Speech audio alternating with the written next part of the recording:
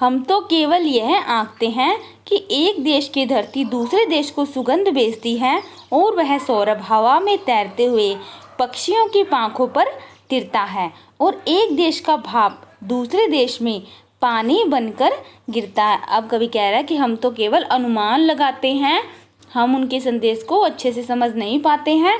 हम तो केवल इतना ही जानते हैं कि जो पक्षी होते हैं जो एक देश से दूसरे देश को जाते हैं, वो उस देश के फूलों की जो सुगंध होती है, जो महक होती है, वह पक्षियों के माध्यम से दूसरे देश को भेजती है। क्योंकि जो हवा में फूलों की सुगंध फैल जाती है वह उन पक्षियों के पंखों पर तैरने लगती है और वही सुगंध दूसरे देश को पहुंच जाती है।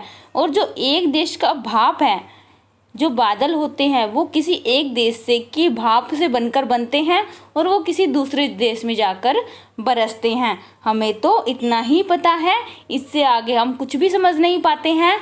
लेकिन जो उनका एक्चुअल संदेश होता है, भगवान का संदेश होता है, आपसी प्रेम का, आपसी भाईचारे का, वो हम समझ नहीं पाते हैं कि पक्षियों के माध्यम से प्रेम का संदेश फूलों की सुगंध के रूप में एक दूसरे देश को जाता है। और प्रकृति का जो मेन कार्य होता है सब में समानता रखना, प्रकृति हमेशा वही करती है। उसको यह मतलब नहीं है कि उसने किस देश का पानी लिया है और किसी दूसरे देश में जाकर बरसेगा। ना हम प्रकृति को रोक सकते हैं कि अगर उसने हमारे देश का पानी भाप के रूप में लिया है, बादल को कह सकते हैं कि तो उसे हमारे ही देश में वर्षा करनी होगी। इस बात का उस पर कोई भी बंधन नहीं है।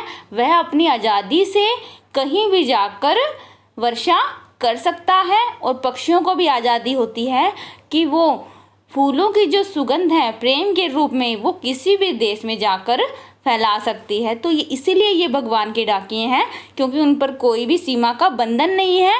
वो अपनी आज़ादी से आकाश में विचरण करते हैं और कहीं भी जाकर प्रेम की एक तरह से वर्षा कर सकते हैं और आपसी भाईचारे का, समानता का संदेश हम सब लोगों में दे सकते हैं। बस हमें समझने ही की बात है। जब हम समझ नहीं पाते तो हम इनको कैसे निभा पाएंगे। लेकिन प्रकृति भगवान के संदेश को समान रूप से निभाती है और वह हमें कुछ भी देने में कभी भी भेदभाव नहीं करती। वह सबको समान रूप से अपना सब कुछ देती हैं। तो आज के साथ हमारी जो पोएम है वो कंप्लीट हो गई है।